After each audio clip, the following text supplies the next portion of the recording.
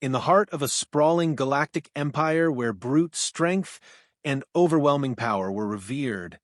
The Zyvar Military Academy stood as a monument to the might of alien warriors. Here, towering figures of flesh and armor clashed in displays of raw violence, their roars echoing through vast corridors designed for combat.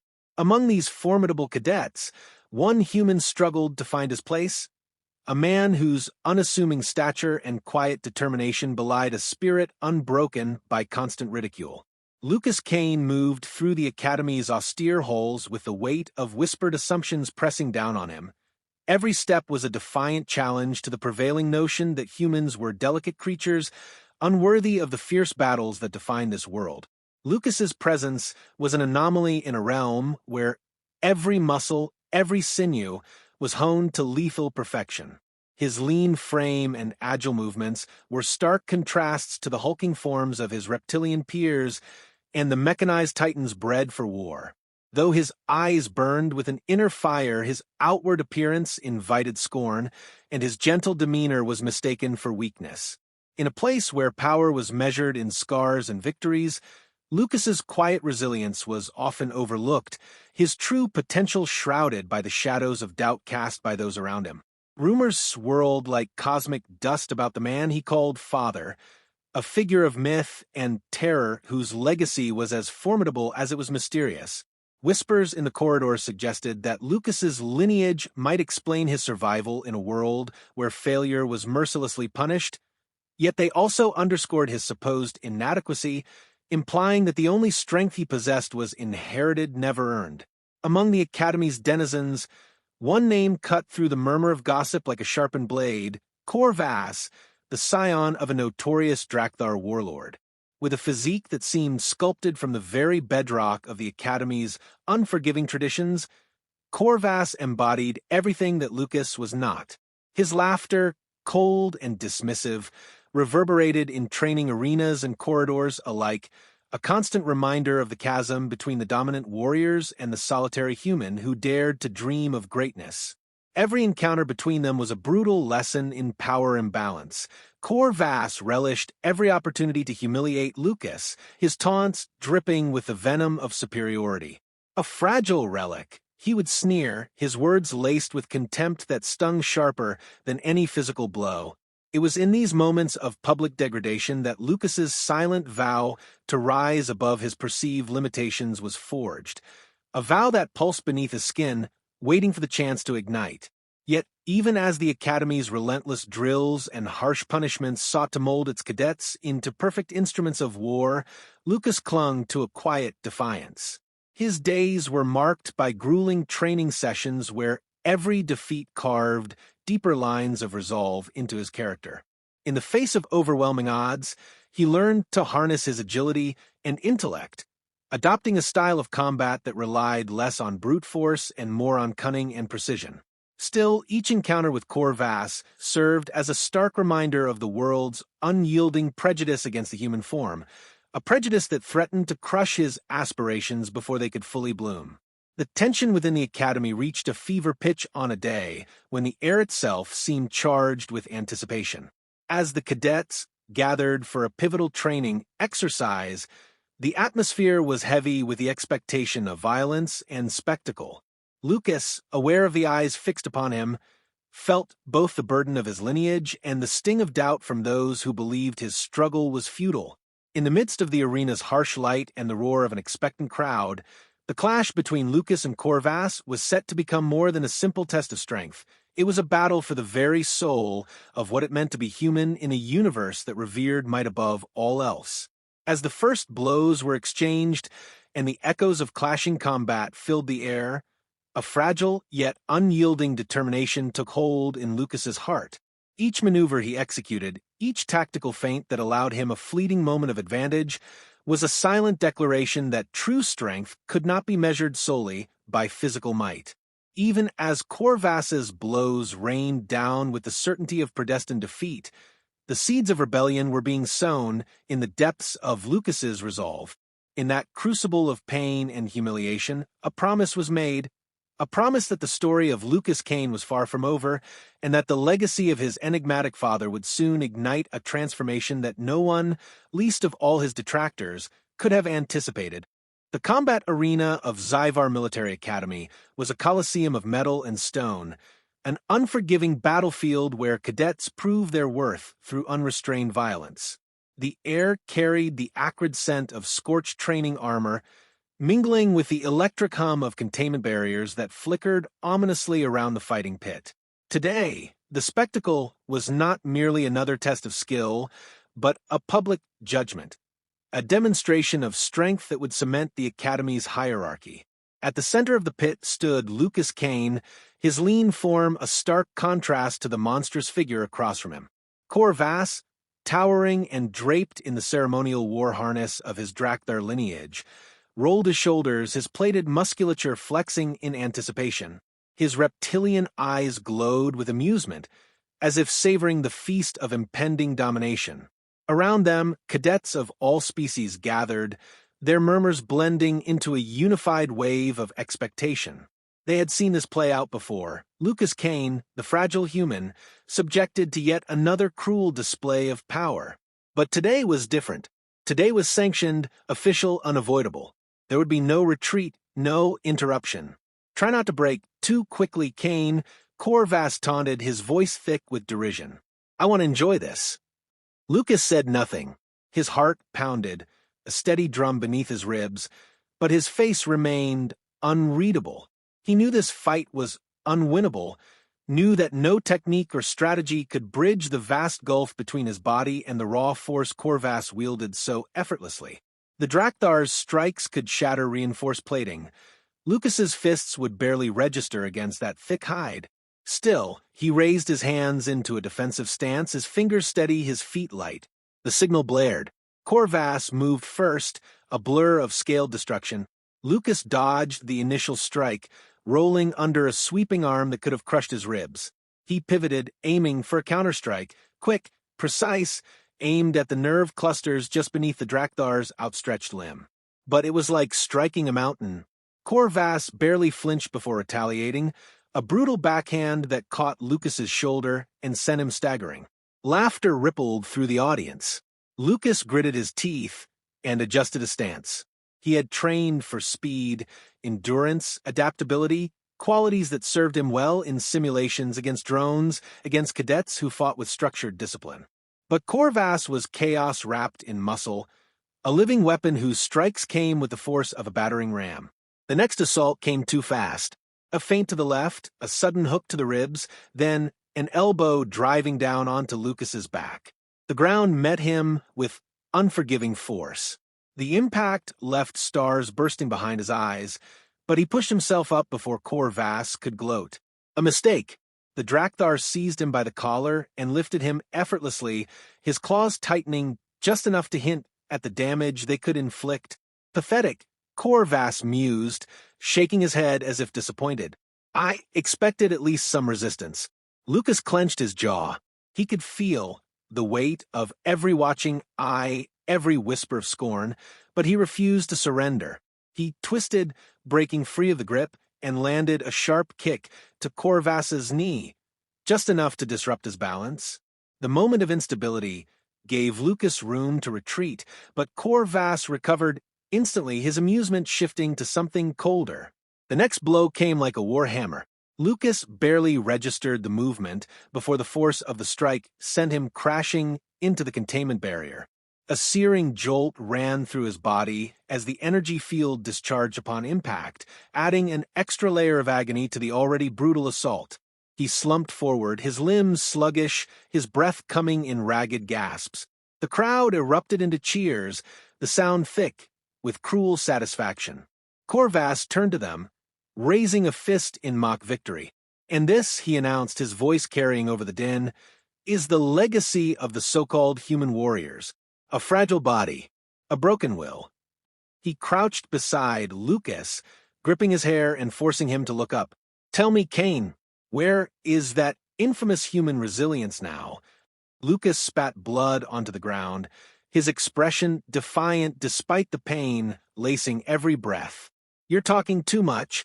For the first time, Corvass's smile faded. He stood, his massive frame casting a shadow over Lucas's crumpled form. "You don't know when to yield, do you?" Lucas laughed, though the sound was hoarse, strained. "You wouldn't either, if you had something to prove." Corvass's foot came down hard on his chest, pinning him.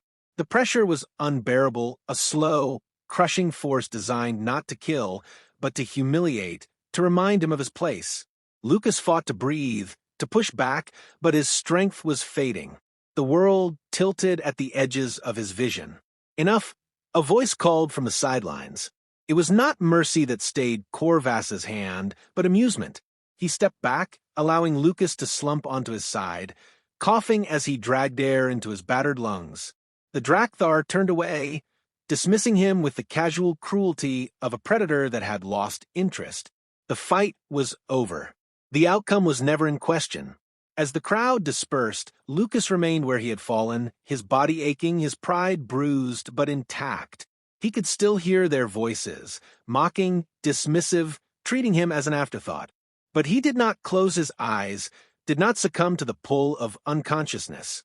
Because he knew something they didn't. They thought this was the end. They had no idea what was coming. The bruises had already begun to settle beneath Lucas's skin, dark splotches forming across his ribs and arms as he sat hunched in the infirmary. His fingers traced the raw scrape along his jaw where Corvass had struck him last. The medics had done their work efficiently, sealing the worst of the injuries, but they had offered no words of comfort. There was no sympathy here, only the quiet judgment of those who had seen the spectacle of his failure. He could still hear the echo of laughter, the scorn etched into every glance sent his way as he was carried from the combat arena. The memory of Corvass's foot pressing down on his chest burned deeper than any wound. The door to the infirmary hissed open and a figure stepped inside. It was not a medic, not an instructor, not another cadet looking to gloat. It was Commander Zyvar, the Academy's head, his long, segmented form moving with the deliberate grace of a seasoned leader. His 6 golden eyes regarded Lucas with something approaching curiosity, but there was no warmth in them. He did not sit. He did not offer condolences. "You should leave," Zyvar said simply. Lucas exhaled slowly, pressing a palm to his bruised ribs as he straightened. "If I was going to quit, I wouldn't have come here in the first place." Zyvar tilted his head, the light catching the metallic sheen of his armored exoskeleton. "You mistake my words for an invitation. You are a distraction, a human, surrounded by warriors who surpass you in every measurable way.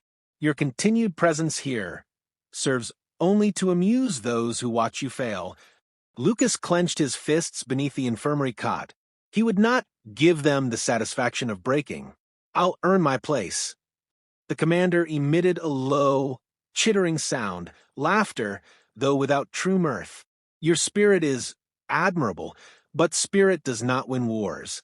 Corvass has crushed you more times than I care to count. Why should I allow this to continue?" The words stung because they carried the weight of truth. Lucas had lost, again and again. His body was a canvas of bruises, each one a reminder of how outmatched he was. But something within him refused to submit. Before he could answer, the walls shuddered. A distant, thunderous boom rippled through the academy, and for the first time, Commander Zyvar's composed expression flickered with something like unease.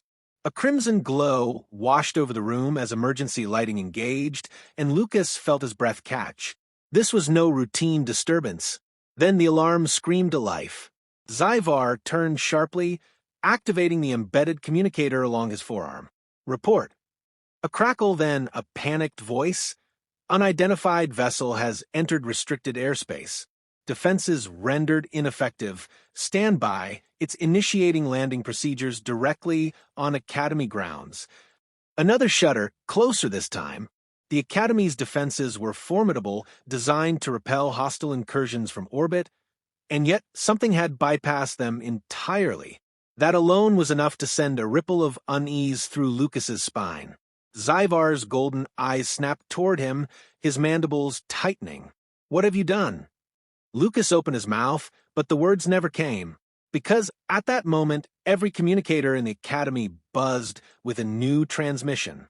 The overhead speakers crackled, distorting slightly before a voice, calm, authoritative, and unmistakably human, cut through the silence. "This is General Marcus Kane. I'm here for my son." The infirmary fell into a stunned hush. The voice carried no anger, no outward threat, yet it held the weight of command, the kind that sent seasoned warriors rigid with unspoken recognition. Zyvar stiffened, his composed demeanor faltering for the first time. Lucas's pulse thundered in his ears. His father was here. He barely registered the moment Zyvar left, the commander striding from the room with sudden urgency. The corridors outside were alive with movement, cadets and officers rushing toward the primary landing bay, weapons in hand but with no clear plan of engagement.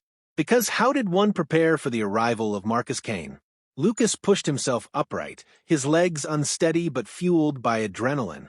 He followed the swell of bodies, ignoring the sharp protests of his battered frame. When he emerged onto the Academy's central grounds, the sight that met him was unlike anything he had ever witnessed. A warship, matte black and ominously silent, had settled on the landing platform. No insignia, no call sign. It bore none of the typical human fleet markers, and yet everyone recognized it. Because this was a ghost ship, a vessel spoken of in hushed tones by those who had crossed paths with its captain, the crowd of cadets and officers formed a loose circle, none daring to approach. The air was thick with tension, as if the very ground understood the gravity of what was about to unfold. Then, with a hiss of depressurization, the ship's ramp lowered. A lone figure descended. He did not wear ceremonial armor. No flowing cape, no ostentatious display of power. Just a fitted black combat suit, the fabric reinforced in ways that hinted at function over form. His face was weathered but sharp, his presence commanding without effort. A scar traced along his jaw, a mark of a warrior who had seen and survived countless battles. Marcus Kane. He strode forward with the deliberate ease of a man who had never once been denied entry anywhere he chose to go. And the gathered warriors, some of the strongest in the galaxy, parted for him without a word. Lucas swallowed hard, every instinct telling him to step forward, to speak, but his voice had abandoned him. His father's gaze scanned the crowd, impassive, assessing. Then, at last, his eyes found Lucas. For the briefest moment, something flickered in Marcus's expression. Something private, unreadable to the watching crowd. Then he spoke, his voice carrying across the courtyard like a hammer striking stone. "Who put their hands on my son?" A silence deeper than any before it settled over the Academy grounds. Lucas felt every gaze shift toward Corvass, who, for the first time since their first encounter, did not smirk. The Drakthar stood tall, his pride unwilling to falter, but even he could not ignore the weight pressing down on the space between them. Marcus took another step, and it was as if the Academy itself held its breath. Lucas exhaled slowly, feeling something shift, something inevitable. The Academy had judged him weak. They had no idea what strength truly looked like. The silence that gripped the Academy grounds was suffocating. No one moved. No one spoke. The air itself seemed frozen, thick with the weight of an unseen force pressing down on the gathered warriors. Marcus Kane stood at the center of it all, his expression carved from stone, his posture unshaken. He had not raised his voice. He had not drawn a weapon. And yet, the tension crackling through the air was more potent than the ignition of any battle. Corvass remained still, his reptilian eyes locked onto the man who had dared to challenge him without a single show of force. He was not afraid, at least not yet, but there was something in the way Marcus Kane carried himself that set him apart from every opponent the Drakthar had ever faced. There was no posturing, no aggression meant to impress. Just stillness. Unreadable. Unrelenting. It was Commander Zyvar who finally broke the silence, stepping forward with calculated caution. "General Kane," he said, his voice measured, attempting to assert control. "This is an unauthorized landing. I trust you have an explanation." Marcus did not look at him. His gaze remained locked on Corvass, his eyes devoid of warmth. I asked a question. The simplicity of the statement was a warning in itself. Zyvar hesitated. He had commanded legions, had stood before warlords and mercenaries alike, but something in his instincts urged him to tread carefully. Corvass and Lucas engaged in sanctioned combat. As per Academy tradition, he explained, "Your son was not." Marcus took a step forward. Zyvar stopped speaking. "Not what?" Marcus asked, his tone mild, but something in it sent a chill through those closest to him. Zyvar's mandibles twitched, searching for the right words. "Not permanently harmed." The faintest shift in Marcus's expression, a tightening of his jaw, the slight narrowing of his eyes, was more unsettling than any outburst. "So, you let them beat him because he wasn't strong enough to stop it?" A murmur rippled through the cadets, their unease growing. Corvass's tail flicked once, a subtle tell that betrayed his irritation. "The human challenged me," he said, his voice steady but edged with something defensive. "He fought. He lost. That is how strength is measured." Marcus studied him, his gaze scanning the towering Drakthar as if assessing his worth. "Strength," he repeated, the word rolling off his tongue like an afterthought. Then, finally, his eyes flicked to Lucas, still bruised, still standing despite the pain carved into his frame. "And what do you think, son? Did you lose because you were weak?" Lucas had expected anger, fury, a rebuke for allowing himself to be humiliated so publicly. But his father's tone was not that of a disappointed man. It was patient, expectant. He swallowed, his throat raw, his ribs aching with every breath. "I lost because I wasn't good enough," he admitted, "but not because I was weak." A flicker of approval crossed Marcus's face. He turned his full attention back to Corvass. "You think you're strong because you can break someone smaller than you?" The Drakthar bristled at the implication. "I do not fight weaklings," he snapped. "I fight opponents. If your son was unfit for the Academy, he should not have been here at all." Marcus nodded slowly. "You're right." The statement caught everyone off guard. Even Lucas felt his stomach twist with something dangerously close to disappointment, until his father moved. It was not a declaration of combat. There was no warning, no formal challenge. Just a shift, a blur of motion, and then Corvass was on the ground. No one had seen it happen. One moment, the towering warrior had been standing. The next, he was flat on his back, gasping as Marcus Kane loomed over him, his boot pressed firmly against the Drakthar's throat. It was not a killing blow. Not yet.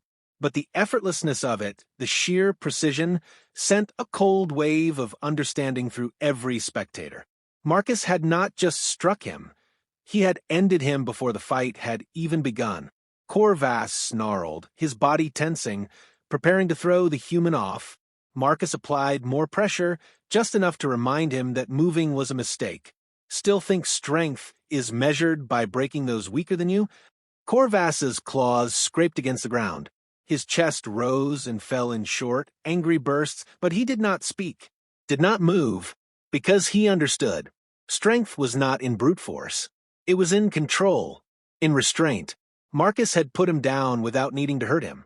The gathered cadets watched in stunned silence. The hierarchy they had always believed in crumbling before their eyes. Marcus Kane, a human, smaller, leaner, seemingly fragile, had just undone everything they thought they knew about power.